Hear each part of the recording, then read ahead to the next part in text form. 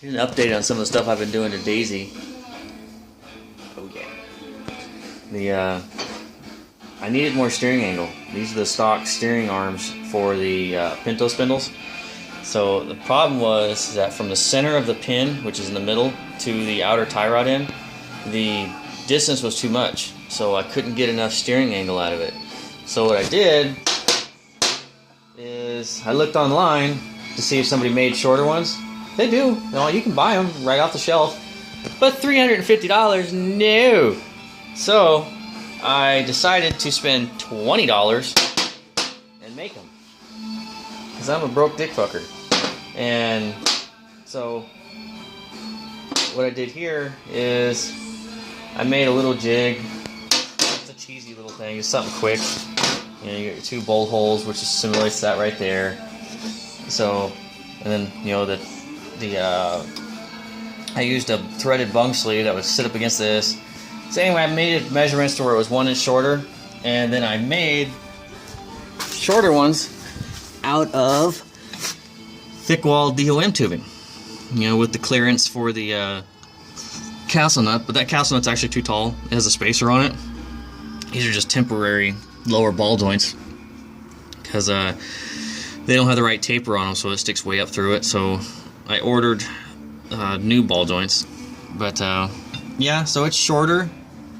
I get all the steering angle out of it I need now. It's all tigged together, and I think the tie rod, or I think the tie rod sleeve here would break before this does. So worst, I mean, even if this does break, it's cheaper to replace this than it is that spindle. Spindle's $300 or $200 a piece. I think it is. Yeah, $200 a piece. This is $10. I'll replace that all day long. That's only in case I hit something on the track or whatever, or bump wheels or something like that. But at least now I have the steering angle that I need, because before I wasn't getting the steering angle.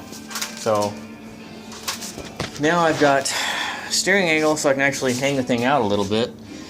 And I need to get, I have a 5.7 Hemi that I'm mocking up in here with the correct pan. I'm going to have to make some headers for it. And I'm thinking about going with 180 headers, so it sounds like a high RPM road race car. But I don't know, I'll probably just build some standard type headers, because 180 headers are a bitch to make. They, you know, 1 and 8 will connect together, 2 and 4 will connect together, then 3 and 6, and you know, throughout the whole firing order. So you get this whole spaghetti of piping to 2 collectors. So I think I'm just gonna make regular headers to save some time. I gotta make brackets for this thing so it'll bolt to the core support. And let's see, oh yeah, I've been working on the wheel well last night. I had to cut out the stock wheel well so that way the big tire would tuck up in the body.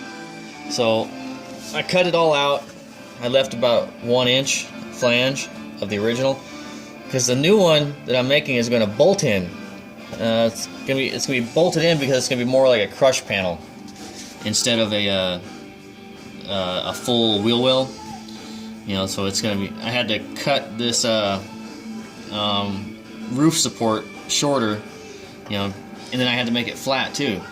It's flat across because the stock one, you know, arches down to follow the wheel well. So I'm having to make a new pieces that are going to just be spot welded to it that goes flat across so it can line up, and then it's going to be flanged to the quarter panel, but it's not going to be bolted, or it's not going to be welded. It's just going to be seam sealed, you know, so that way if the quarter panel gets hit or damaged or whatever, all I gotta do is unbolt the outer wheel well and just make a new one and bolt it in, and then just pound the hell out of this thing to bring it back out. So yeah, that's what's going on with this guy right now. I don't intend on wrecking the thing, but shit happens. So yeah, and I got these seats here. I don't like them. I'm gonna put a full road racing containment seat in it. I've got an extra one. I'll probably do that, and I'll put another seat in the passenger seat.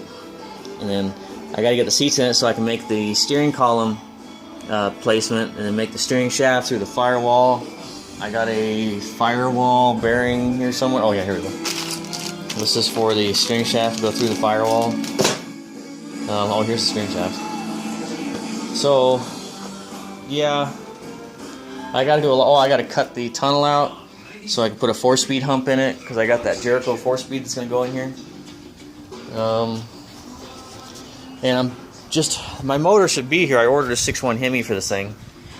It should be here hopefully in a couple days. I now know why a lot of people don't modify a 6.1 Hemi, because they're fucking expensive.